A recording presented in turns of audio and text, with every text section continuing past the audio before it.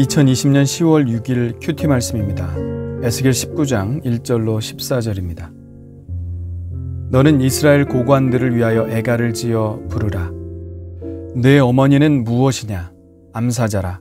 그가 사자들 가운데에 엎드려 젊은 사자 중에서 그 새끼를 기르는데 그 새끼 하나를 키우매 젊은 사자가 되어 먹이 물어뜯기를 배워 사람을 삼키매 이방이 듣고 함정으로 그를 잡아 갈고리로 꿰어 끌고 애굽 땅으로 간지라. 암사자가 기다리다가 소망이 끊어진 줄을 알고 그 새끼 하나를 또 골라 젊은 사자로 키웠더니 젊은 사자가 되매 여러 사자 가운데 왕래하며 먹이 물어뜯기를 배워 사람을 삼키며 그의 궁궐들을 헐고 성읍들을 부수니 그 우는 소리로 말미암아 땅과 그 안에 가득한 것이 황폐한지라. 이방이 포위하고 있는 지방에서 그를 치러 와서 그의 위에 그물을 치고 함정에 잡아 우리에 넣고 갈고리를 꿰어 끌고 바벨론 왕에게 이르렀나니 그를 옥에 가두어 그 소리가 다시 이스라엘 산에 들리지 아니하게 하려 함이라. 내 피의 어머니는 물가에 심겨진 포도나무 같아서 물이 많으므로 열매가 많고 가지가 무성하며 그 가지들은 강하여 권세 잡은 자의 규가 될 만한데 그 하나의 키가 굵은 가지 가운데에서 높았으며 많은 가지 가운데에서 뛰어나 보이다가 분노 중에 뽑혀서 땅에 던짐을 당하매 그 열매는 동풍에 마르고 그 강한 가지들은 꺾이고 말라 불에 탔더니 이제는 광야 메마르고 가물이 든 땅에 심어진 바 되고 불이 그 가지 중 하나에서부터 나와 그 열매를 태우니 권세 잡은 자의 규가 될 만한 강한 가지가 없도다 하라. 이것이 애가라. 후에도 애가가 되리라. 아멘. 오늘 말씀은 이스라엘 고관들을 위한 애가인데요. 애가는 슬픈 노래입니다. 대체 어떤 슬픈 사정을 담고 있는 이야기일까요? 그런데 이 슬픈 사정을 금방 알아내기란 쉽지 않습니다. 17장과 마찬가지로 수수께끼와 비유로 되어 있기 때문이죠. 그래서 묵상 이전에 이 비유가 구체적인 역사 속에서 어떤 인물과 어떤 사건을 이야기하고 있는지를 이해하는 것이 먼저 선행되어야 합니다. 먼저 어머니 암사자가 있습니다. 그리고 새끼가 여러 마리 있죠. 그중 새끼 한 마리가 커서 젊은 사자가 됩니다. 그런데 이 젊은 사자는 사람을 물어뜯게 되죠. 사람을 삼켰다는 표현은 합당하지 않은 일을 했다는 뜻입니다. 뭔가 통제가 필요한 인물이라는 이야기였겠죠. 그래서 이방인이 듣고 함정으로 유인해 잡아 갈고리를 꿰어 끌고 애굽 땅으로 갑니다. 자, 애굽이라는 단서가 나왔습니다. 이 단어가 나온 이상 이 젊은 사자가 누구인지를 알아맞추는 것은 그리 어려운 일이 아닙니다. 이 시대에 즈음하여 애굽으로 끌려간 사람이 누구인지를 알면 되는 것이니까요. 그 사람은 바로 유다 왕 여호와하스입니다. 요시야의 셋째 아들이죠. 요시야는 애굽의 바로 느고가 유브라데 강을 넘어가는 것을 저지하다가 전사합니다. 당시 바로 느고는 아수르와 연합하여 바벨론을 치고자 올라오는 길이었고 요시야는 바벨론 왕과 동맹 관계에 있기 때문에 올라오는 바로 느고를 저지하려고 했던 것이죠.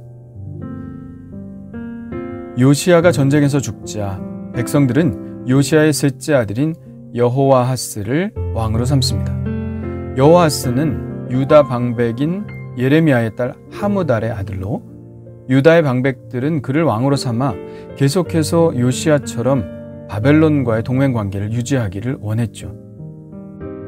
그런데 그런 사정을 모를 리 없던 바로 느고는 그를 하맛 땅 리블라로 불러 올립니다. 그를 왕으로 인정해 준다는 구실이었겠죠. 그러나 그것은 함정이었습니다. 4절에 함정이라는 말이 나오는 이유가 그것입니다. 바로 느고는 그를 잡아서 리블라에 가두어둡니다. 그리고 요시야의 둘째 아들인 여호야김을 왕으로 삼습니다. 여호와스는 그렇게 리블라에 갇혀 있다가 다시는 예루살렘으로 돌아가지 못하고 그 길로 애굽으로 끌려가서 거기서 생을 마치게 됩니다. 그러니 이 젊은 사자가 유다 왕 여호아하스인 것이 명확해졌죠. 그러다가 어미 사자는 또 다른 새끼 사자를 키워 젊은 사자가 되게 합니다. 그런데 그 젊은 사자도 사람을 삼키고 궁궐을 헐고 성읍을 부숩니다. 이전의 젊은 사자보다 더 포악한 모습을 보이죠. 이 젊은 사자도 통제되어야 했습니다. 그래서 이방인들이 그를 잡아 우리에 넣고 갈고리를 꿰어 바벨론으로 끌고 갑니다. 자, 그렇다면 이 젊은 사자는 누구를 말하는 것일까요? 요시야 이후에 왕이 된 사람들은 그의 셋째 아들인 여호아스, 그리고 둘째 아들인 여호야김입니다. 그리고 여호야김의 아들인 여호야긴이 왕위를 이어받게 되죠. 그러나 여호야긴은 석 달밖에 통치하지 못하고 바벨론으로 끌려갔고요. 그 후 유다의 마지막 왕으로 시드기야가 그 뒤를 잇습니다. 시드기야는 요시야의 넷째 아들이었죠.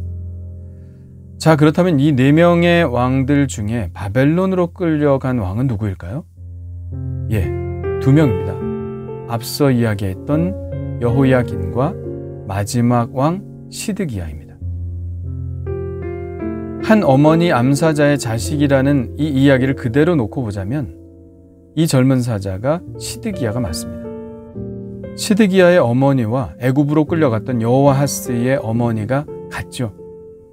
그러나 에스겔이 이 애가를 썼던 시기는 아직 예루살렘이 망하기 전, 그러니까 시드기야가 여전히 예루살렘 왕이었던 때이니 이 젊은 둘째 사자가 시드기야가 아니라 지금 이미 바벨론으로 사로잡혀 와 있는 여호야긴을 말하는 것이 맞을 겁니다.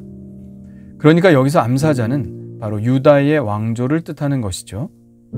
10년여간에 두 왕이 하나는 애굽으로 또 하나는 바벨론으로 사로잡혀 갔습니다. 이 얼마나 슬픈 일입니까? 애가를 부르지 않을 수 없는 현실이었죠. 그러나 비극은 그것으로 끝나지 않습니다. 10절부터 이어지는 포도나무의 비유는 더 심한 결론을 예언하고 있습니다. 물가에 심겨진 포도나무는 마찬가지로 유다의 왕조를 뜻하죠. 물가에 심겨졌으니 얼마나 열매가 많고 가지가 무성하겠습니까? 그런데 그 포도나무가 분노 중에 뿌리채 뽑힙니다. 그리고 이제는 광야 메마르고 가물이 든 땅에 심어진 바 되었습니다. 물가는 예루살렘을 말하고요. 광야는 바벨론을 말합니다. 유다의 왕조가 예루살렘에 있을 때는 번성했으나 이제는 뿌리채 뽑혀 바벨론으로 가게 되었고 결국 권세 잡은 자의 규가 될 만한 강한 가지가 하나도 남아있지 않게 되었습니다. 이제는 더 이상 왕이 될 만한 인물이 남아있지 않게 되었다는 말입니다. 다윗으로부터 비롯된 유다 왕조가 이제 끝장을 보게 된 것이죠. 오늘 말씀은 그들이 왜 이런 운명을 맞게 되었는지에 대한 설명을 하고 있지는 않습니다. 그러나 암시는 나와 있죠. 11절입니다. 그 하나의 키가 굵은 가지 가운데에서 높았으며 많은 가지 가운데에서 뛰어나 보이다가 분노 중에 뽑혀서 땅에 던짐을 당하매 그 열매는 동풍에 마르고 그 강한 가지들은 꺾이고 말라 불에 탔더니. 여기에서 굵은 가지 가운데에서 높았으며 라는 구절은 구름에 닿도록 이라는 말로 번역이 가능합니다. 이것은 분명 유다 왕들이 보여준 권력 추구의 경향을 말하고 있는 것입니다. 유다 왕들이 하나님의 선지자들의 말을 들었다면 이렇게까지 되지는 않았을 것입니다.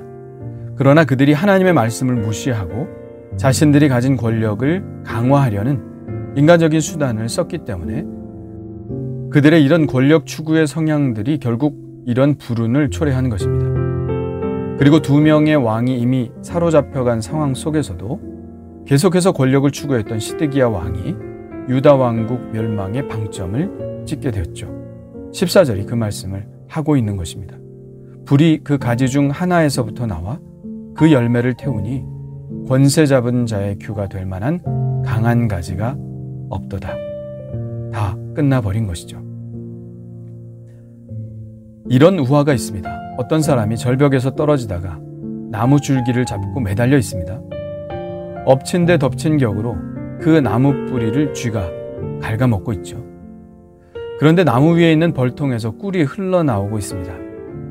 언제 죽을지 모르는 그 상황 속에서도 그 사람은 그 꿀을 받아 먹으며 좋아하고 있습니다. 자신에게 어떤 비극이 닥쳐오고 있는데도 눈앞의 이익을 위해 살아가고 있는 인간의 어리석음을 이야기하고 있습니다.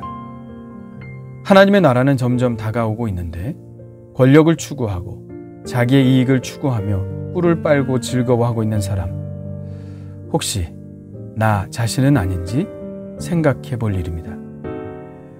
지금 꿀을 빨고 있을 때가 아니다. 다가올 하나님의 나라를 준비해야 한다고 외치는 이 예언자의 외침에 귀를 막고 있는 게 바로 나 자신은 아닌지 생각해 볼 일입니다. 주님 감사합니다. 고난의 본질은 하나님의 징계인데 하나님의 말씀에는 귀를 기울이지 않고 자신들의 권력을 추구하는 데에만 급급했던 유다의 마지막 왕들을 봅니다. 비극이 눈앞에 다가오는데도 불구하고 깨닫지 못하고 꿀을 빨고 있는 그들의 모습을 봅니다. 주님, 이 시대를 분별할 수 있는 눈을 허락하여 주옵소서. 이 시대가 어디로 흘러가고 있는지 깨닫게 하시고 어떤 회개를 요구하고 계신지 알게 하여 주옵소서. 예수님의 이름으로 기도합니다. 아멘.